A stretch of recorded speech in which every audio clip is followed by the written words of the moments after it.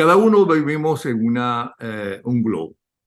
Estamos encerrados en un globo y queremos estar con la gente que piensa como uno, pensamos que el resto del país está más o menos como está uno. Pero es interesante saber qué piensa realmente la mayoría. No solamente uno, sino la mayoría. Posiblemente coincidimos con la mayoría. Posiblemente vemos lo que ve la mayoría, ¿no? Pero hay cosas en que no nos coincidimos. Por ejemplo, en las elecciones únicas que ganó Chávez Frías, las primeras, la mayoría de la gente no fue a votar. O sea que consideró que ninguno de los dos principales candidatos llenaba sus expectativas, pero además consideraron, cosa muy importante, que Chávez Frías no era el peligro que resultó ser, porque si no hubieran votado por Enrique Salas Romer.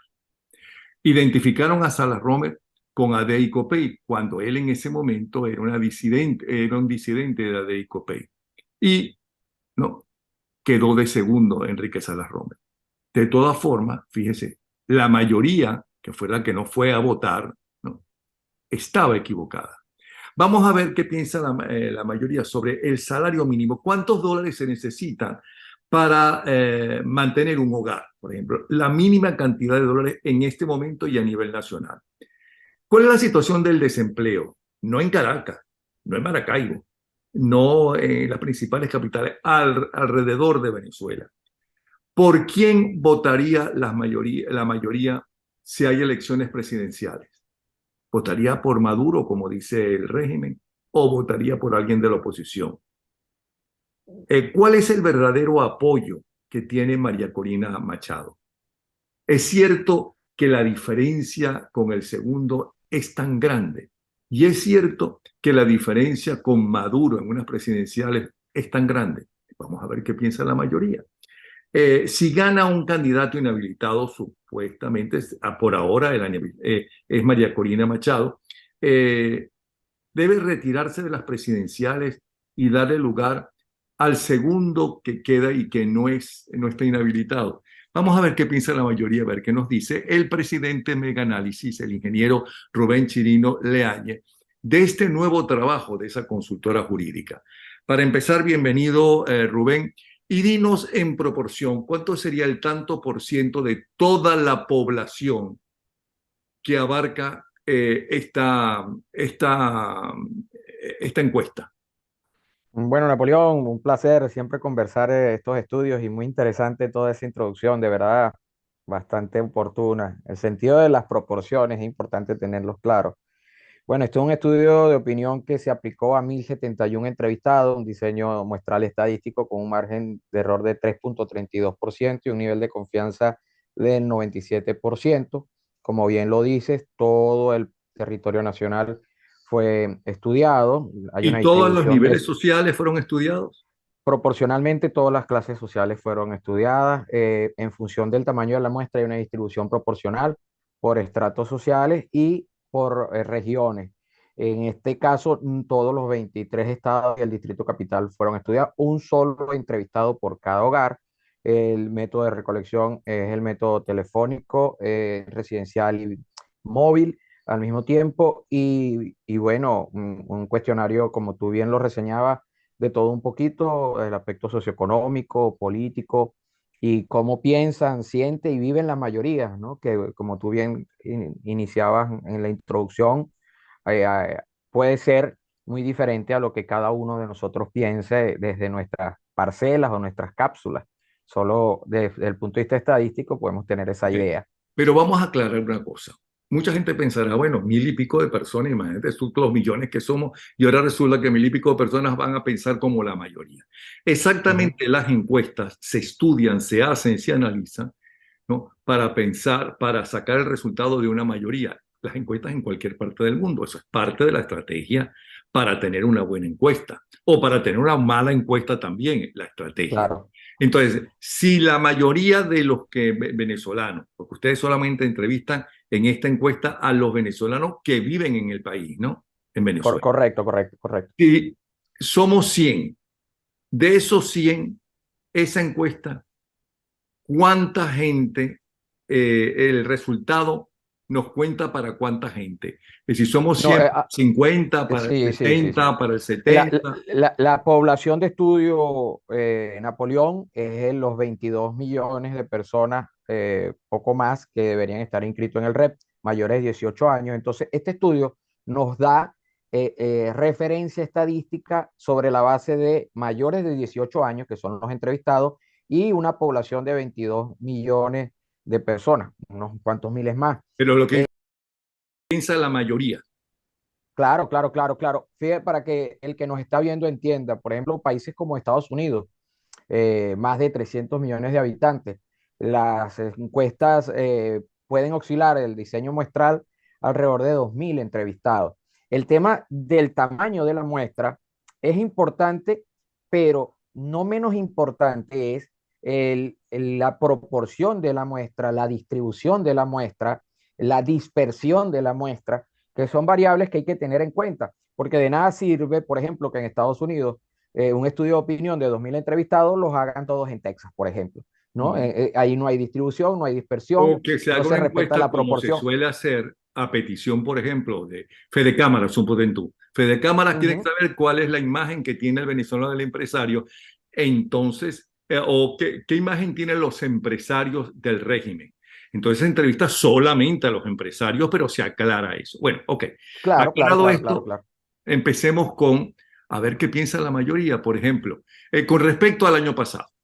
La situación económica del hogar del venezolano ha mejorado o empeorado según los encuestados, según la mayoría de la población. Ha empeorado. Napoleón, 97.9% considera que la situación económica en su hogar en este momento, en este agosto, que es el estudio que estamos publicando, es peor a lo que en el año 2022. Esto confirma que todo aquello de que Venezuela había mejorado, de que en Venezuela había bonanza, de que había dinero, sí lo hay, pero para un grupo que en este caso es del 1.6% que dice que ha mejorado. El 97.9% considera que es todo lo contrario, que su situación económica en el hogar es peor a la del año pasado. Eso evidentemente significa que hay menos capacidad o poder adquisitivo en el hogar, menos necesidades mínimas de cada hogar. Eso redunda en una pérdida de la calidad de vida, porque obviamente si no puedes subsanar los gastos mínimos y básicos de un hogar, de seguro no podrás tener una mínima calidad de vida Eso deseada. significa, Ya que, perdona, porque acuérdate que tenemos ujú, media hora, y muchas ujú. preguntas interesantes, unas respuestas muy interesantes. Eso significa que en unas elecciones democráticas normales, el candidato del régimen que está gobernando tiene todas las de perder, porque la mayoría de la gente no vota por ideología, vota por el candidato que le ofrece más esperanzas, más bienestar, mejor calidad de vida. Pero según esta pregunta, ¿cuánto dinero, según la mayoría de los venezolanos, se necesita para mantener un hogar? ¿Cuál es lo mínimo mensual? Mira, entre los 1.071 entrevistados, obtuvimos, por ejemplo, el mínimo valor mencionado fue $250, el máximo valor mencionado $1.600. En términos de promedio, media aritmética, $407.19, pero la mediana, que pudiéramos tomar como el valor importante desde el punto de vista estadístico, más descriptivo, es de $460. Es decir, que pudiéramos partir de que a nivel de mediana, el hogar promedio del país necesita al menos $460 para subsanar sus necesidades básicas. Obviamente habrá hogares que necesitan menos, pero desde el punto de vista descriptivo estadístico, 460. Eso Ahora, contrasta, para ti, Napoleón, con en un tu, salario mínimo de $5. sí, para tu experiencia personal, tú tienes un hogar, mujer e hijos. ¿Tú crees que Ujú. 460 es suficiente para una persona normal y corriente, en una persona rica o acostumbrada a ser una clase media alta o media media? Esos 460, ¿a qué nivel, a qué nivel de hogar representaría o llenaría las aspiraciones? Mira, Napoleón, si tomamos en consideración que son los números en la media, por ejemplo, que es 479, es el promedio de todos los valores mencionados, un alto de 1.600, mínimo 250, pudiéramos decir que la mayoría de los hogares venezolanos, estamos hablando de la clase pobre, hogares humildes, media que se ha convertido en pobre, en la morfología de cuatro miembros. En este caso hablamos de gastos mínimos. Hogares en donde hay unas restricciones ya establecidas, en donde saben que llegan al fin de mes, con esto pueden llegar apurados. Obviamente no es lo deseado para ellos, desearía mucho más, pero es pero lo como mínimo. gasto Ok. mínimo, es lo mínimo, es lo mínimo. Ahora, Para llegar a raya, pues.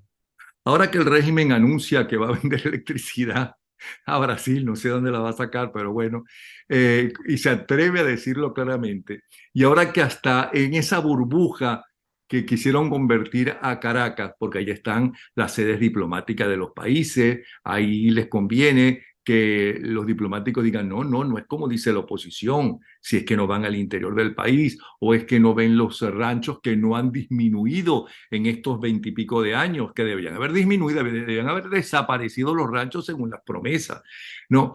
¿Cómo califica el servicio eléctrico de los últimos 3 meses la mayoría del venezolano? No es tan malo como dice la oposición, no, no es tan exagerado como dicen las noticias.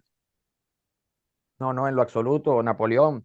Por el contrario, eh, establecimos unas referencias bastante lo más clara posible, ¿no?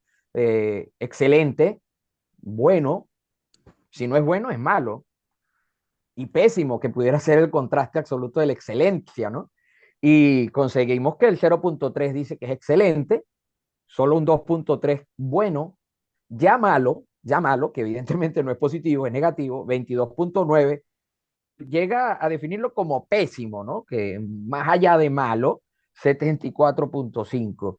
Hablamos de una crisis de servicio eléctrico, de apagones, de bajones, de caídas de voltaje, que ya también Caracas ha percibido en estos últimos días. Ya esto es el mes de septiembre, pero en lo que fue el mes de agosto, que es uno de los meses también más calurosos del año, bueno, el interior del país la vio bastante oscura, literalmente hablando, con los apagones, los bajones de voltaje, los cambios eléctricos, las fluctuaciones. Entonces esto se traduce también en todo lo que vimos anteriormente, en equipos dañados, neveras dañadas, electrodomésticos, más problemas para el día a día de un hogar promedio. No, el servicio eléctrico, para poderlo vender, bueno, venderán el 74, el pésimo, ¿no? Venderán los apagones, pero el servicio eléctrico es caótico en el país. No en Ahora balde, por eso la bien, mayoría piensa que debería privatizarse. cuando se cierra una empresa, se cierran no un puesto de trabajo, sino muchos puestos de trabajo. ¿Ok? Sea grande la empresa o sea pequeña la empresa, los principales perdedores son la gente, los trabajadores, que no suelen tener el dinero que uno piensa que tiene el empresario. Hay empresarios que son ricos, pero hay otros que no, que viven al día. Ok, se ha dicho que ha aumentado el desempleo porque ha caído el número de empresas. Ustedes le preguntaron a la gente, ¿usted trabaja por cuenta propia o tiene un trabajo formal? ¿En dónde recibe un salario? El venezolano que vive en el país, ¿de dónde recibe el salario? ¿Quién le paga el salario? ¿Quién le paga su trabajo? Mira, Napoleón, esa pregunta es como si estuviese preguntando de que la gente, el entrevistado, sí o por sí tiene trabajo, porque le preguntamos, ¿tienes trabajo formal o tienes un trabajo propio? Eh, Evidentemente, de manera espontánea, hubo un 31.1% que dijo, estoy desempleado.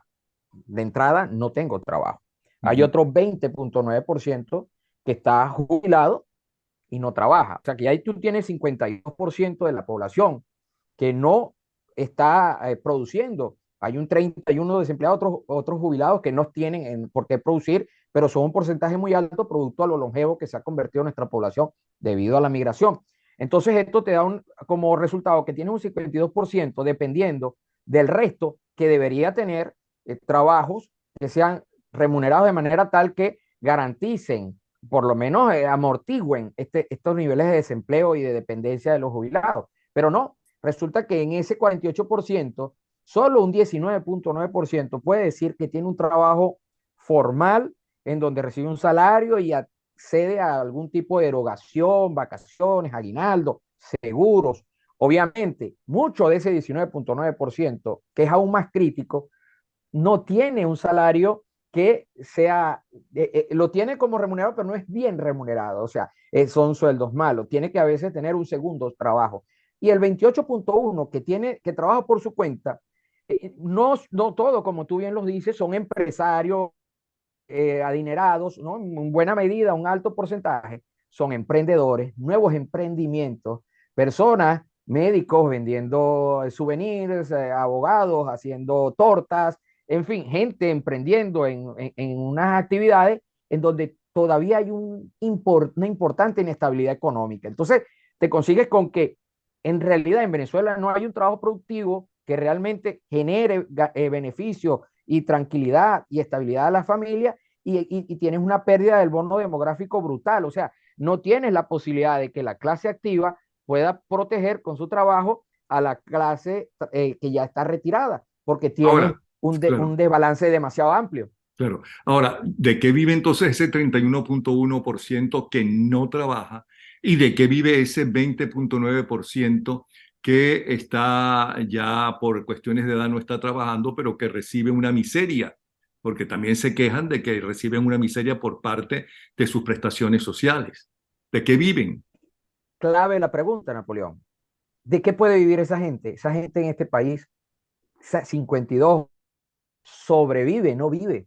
Sobrevive a veces hasta comiendo una sola vez al día o almorzando a medias para medio cenar después o de la ayuda que le pueda enviar un familiar Desde dentro del afuera. país o fuera del país O o, acabando con las como, prestaciones que ha o tenido acabando por su con las trabajo. prestaciones o liquidando activos. Tenía una casita y la vendió, tenía tal cosa y la vendió, o en su defecto de algún tigre, como decimos en Venezuela, como se dice en nuestros barrios, de ver qué hace hoy y de repente no trabaja en 3 semanas y allí va. O sea, es un estado de zozobra en donde en realidad no vive, sobrevive.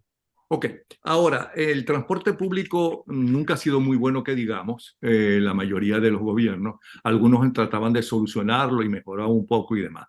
Pero lo cierto es que el transporte público, por lo menos en la capital, supongo que en el interior del país, en unas veces mejor y otras veces peor, ha sido un problema.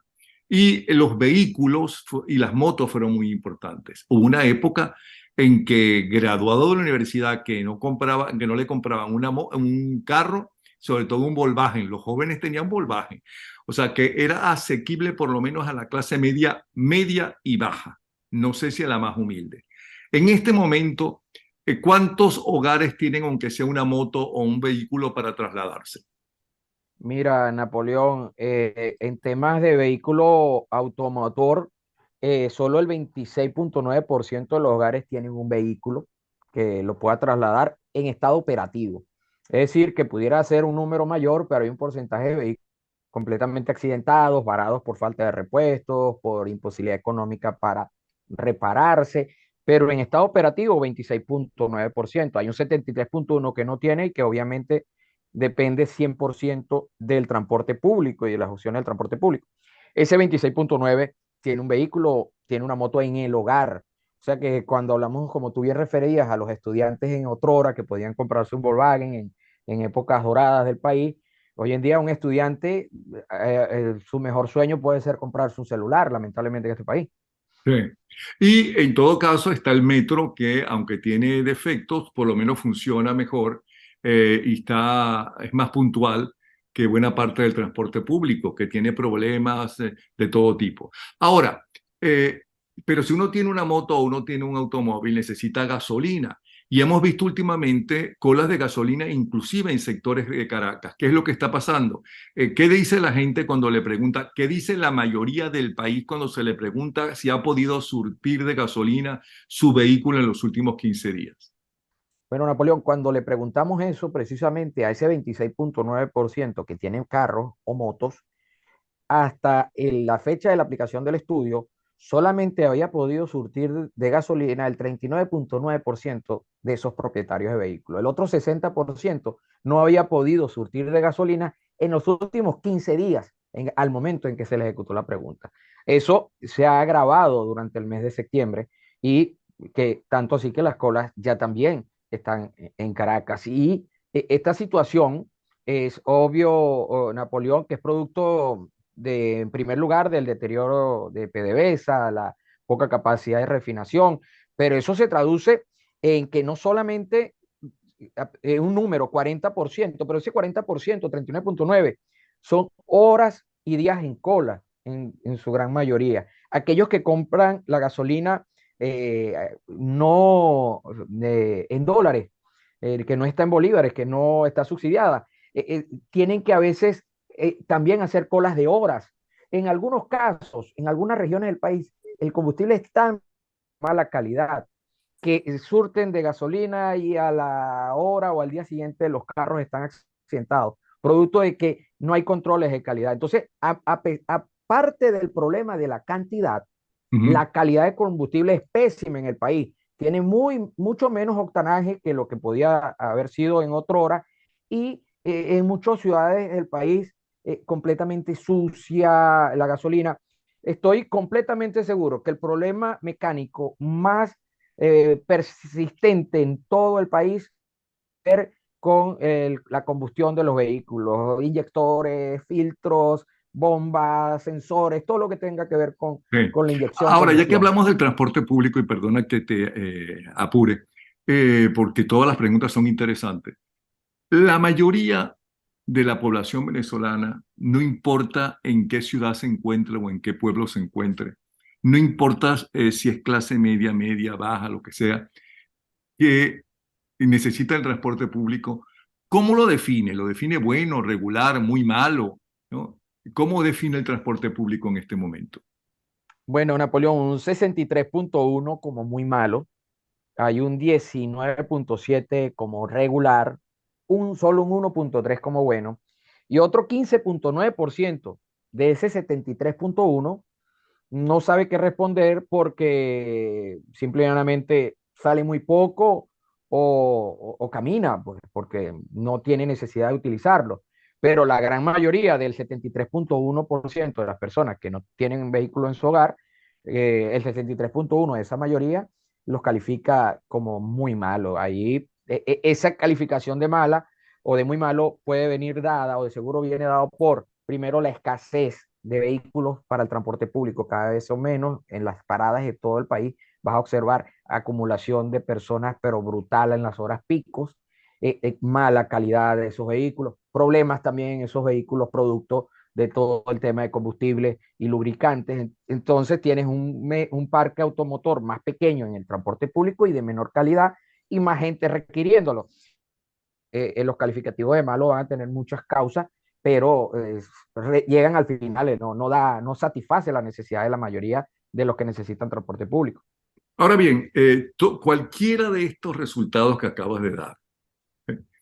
En unas votaciones, el candidato del régimen en unas elecciones perdería, obviamente, ¿ok? Claro, Pero cuando le claro, claro. preguntas a la mayoría de la gente por quién votaría por Nicolás Maduro y el chavismo en una elección presidencial, hasta ahora la izquierda siempre ha tenido exclusivamente un 10% en todas las elecciones, no solamente ahora, sino cuando Adey y Copey eran los grandes partidos. ¿Qué te dice la gente? ¿Por quién votaría? ¿Por Nicolás Maduro y el chavismo? No, no, no, para nada. El 77.9% no votaría por Nicolás Maduro ni por el chavismo. O sea que, aunque no fuese Maduro, sino otro candidato, el chavismo como concepto es rechazado y sería no votado por un 77.9%. Apenas sería votado por el 11.2% y Ah, el pero diez entonces punto nueve que subió. dice que no. Fíjate una cosa, hasta ahora la No, izquierda no, tiene un 10%. no, números, Napoleón, que son fluctuantes. O sea, cuando hablamos de un 11.2, recuerda que la encuesta tiene un margen de error de 3.32. Puedes tener 0.5 décimas, 1%. O sea, pero cuando tú contrastas, para nada es un número que se corresponde al poder que se exhibe, ¿no? O sea, lo que Claro, pasa es de que todas como tú formas, bien lo dices, la derrota es aplastante. sí, sí, sí, sí, sí. 77.9% es Eh, una derrota en, aplastante. co- en condiciones ideales, no hay manera de, eso sería brutal. Ahora, mucha gente dice, bueno, pero ¿para qué voy a ir a las primarias y escoger el candidato si cuando vengan las elecciones, entonces o inhabilitan a María Corina, que es la que está adelante hasta ahora y por mucho, o al que esté lo van a inhabilitar, al que quede adelante, que supere a María Corina? No, eso no van a entregar la cosa, si es que hay elecciones. Entonces, ustedes le preguntaron a la gente, ¿usted se imagina o visualiza a Nicolás Maduro colocándole la banda presidencial a un político de oposición? ¿Qué dice la gente? ¿Qué dice la mayoría? La mayoría no lo visualiza, Napoleón. Un 82.3% visualiza, solamente un 7.4% sí. Esta respuesta tiene muchas lecturas. De entrada, la elemental, vista la anterior, en donde el 77% no votaría en favor de Maduro ni el chavismo, esta respuesta nos confirma que para los venezolanos, el sistema de gobierno que está en Venezuela no se corresponde con un sistema de gobierno donde hay continuidad democrática y alternabilidad. Evidentemente, para los venezolanos, esa alternancia no está dada en el país, no está Ujú. dada en el modelo que gobierna en el país, porque no es capaz algo que en otros países es algo común, ver a un presidente colocándole la banda presidencial o haciendo una Sí. transferencia de poder a otra opción. Y además uno puede comparar esas primarias, que es para elegir nuevamente a un candidato de oposición y unir a la oposición como se ha hecho en muchas ocasiones anteriores, para tratar de unir lo más posible a la oposición, que es necesario unirla, a otra cosa de que se piense que ese candidato, que evidentemente por lo que estamos viendo ganaría unas elecciones democráticas limpias, pueda llegar a Miraflores, tocar la puerta y decir, bueno, tú perdiste, ahora me toca a mí, me das la banda presidencial, así como así. Claro, eh, tiene que ir para allá y tiene Claro, que ir claro. arriesgando su vida. Lo más probable es que la pierda, a menos que la presión mundial no los deje hacer lo que ellos quisieran, no hacer elecciones, ¿no? Y acabar definitivamente con la oposición peligrosa. Y hablando de oposición peligrosa, ustedes le preguntan a alguien que mucha gente considera que está trabajando de hace mucho tiempo con el régimen. ¿Usted considera que Manuel Rosales actúa para favorecer a Maduro? ¿Qué dice la mayoría? Bueno, Napoleón, casualmente alguien nos preguntó, ¿y por qué esta pregunta? Esta pregunta viene dada porque, como lo dice en la introducción, Manuel Rosales, que es gobernador del estado Zulia, un estado importante, recientemente se ha reunido con Nicolás Maduro y ha anunciado que quiere establecer acuerdos entre la gobernación de Zulia y la presidencia. Algo que, y al mismo tiempo ha tenido reuniones con el precandidato Enrique Capriles y hablan de un apoyo mutuo. Entonces, al hacer este planteamiento, a mente que también suena como un posible candidato en 2024, al hacer este planteamiento, la mayoría, el 58.9%, considera que estas acciones de reunión con Maduro, de acuerdo con la gobernación y la presidencia, favorecen a Nicolás Maduro. Apenas un 9.8% considera que esas actuaciones de Rosales no favorecen a Maduro y un 31.3% no sabe qué responder. Pudiéramos redondear que alrededor del 60%, 6 de cada 10 venezolanos considera que el accionar de Manuel Rosales va en camino o en pro de favorecer al gobierno de Maduro. Como vemos que la mayoría, obviamente, en la pregunta anterior, en la pregunta 2 o 3 anteriores, no votaría por el chavismo ni por Maduro, es evidente que la figura o la imagen de Manuel Rosales queda en entredicho frente a la mayoría, porque la mayoría es obvio que no apoya al chavismo. Entonces, para nada beneficia a Rosales o esa posibilidad de ser posteriormente un candidato. Por el contrario, todo este accionar le debilita ante la opinión pública de una manera importantísima. Sí. Además, yo creo que muchos dirigentes y muchos dirigidos creen que no es una dictadura de extrema, que cree que es una dicta blanda, ¿ok? Y que cree que si gana la mayoría en los territorios que ellos necesitan eh, dominar, porque están sus compinches, ya sea del FLN o el ELN, que ahí resguardados antes del gobierno democrático colombiano, o del sur de Apure, o donde están las cosas mineras, que esos que ganan allí, ¿no?, van a ser de oposición. Sí, cómo no. Es como decir que si pierden las elecciones, van a entregar. No se trata de malos políticos, no se trata de políticos sedientos de poder, se trata de unos narcotraficantes Se trata de unos delincuentes. Pero la otra pregunta que ustedes le hacen a la mayoría de los venezolanos es, de los siguientes posibles candidatos en unas elecciones primarias de oposición, vamos a elecciones primarias, ¿por cuál votaría usted en estas primarias? Vamos a recordar que esta definición, estos resultados son del mes de agosto, que eso puede cambiar y eso depende Sí, de no solamente el candidato, que siga reflejando lo que piensa la mayoría y que aglutina la mayoría, sino de que esa mayoría no cambie de parecer. De parecer. eh, ¿Qué mm, respuesta habría? Napoleón, importante tu introducción porque dijiste le preguntaron a la mayoría. Y en efecto, esta pregunta se le aplicó al 77,9% que no votaría por Maduro, que no votaría por el chavismo. Por ende, ese 79,7% que no votaría ni por chavismo, ni por el chavismo, ni por Maduro, se presumir pro opositor. A ellos es el que hay que preguntarles por las primarias. Y al preguntarle a ellos, te consigues que María Corina Machado tiene una intención de voto del 45,1%, seguida de Enrique Capriles con 7,2%, Prosperi 4,6%, Solórzano 4,1%, Velázquez 2,5%, Pérez Viva 2,2%, Roberto Enrique 1,1%, Superlano 0,9%, 0,5% el resto de candidatos, ninguno 16,9% y no sabe 14,9%, lo cual estas dos últimas terminan sumando 31,8%. Podemos ver cómo Lo que la no figura, entiendo es ajá, por qué Capriles, si tan mal han hablado con él, que fue un gran candidato en el sentido de que la mayoría estaba con él cuando fue candidato, y menos Carlos Prosperi, ¿por qué tiene mayor opción que Delsa Solórzano, ¿ok? O que Andrés Velázquez, que tienen una gran trayectoria? mira, Napoleón, en la encuesta anterior, Delsa estaba mejor ubicada, estaba muy cercano a Capriles, los dos estaban alrededor de los 5 puntos. Seguramente lo que es la dinámica electoral durante el mes de agosto, las movilizaciones, el trabajo de campaña propio de cada campaña, el desplazarse por las regiones del país, eh, puede haber disminuido el caso de Delta, no han sido lo suficientemente agresivos el caso de Andrés Velázquez. Y bueno, Enrique Capriles aumentó un poco, Prosperi también. Es un tema propio de cómo va fluctuando, como bien lo Ok, decía, nos cómo quedan va dos cambiando minutos mes a y mes. muchas preguntas. Tendencias de intención de voto en las primarias. Resúmemelo, por favor.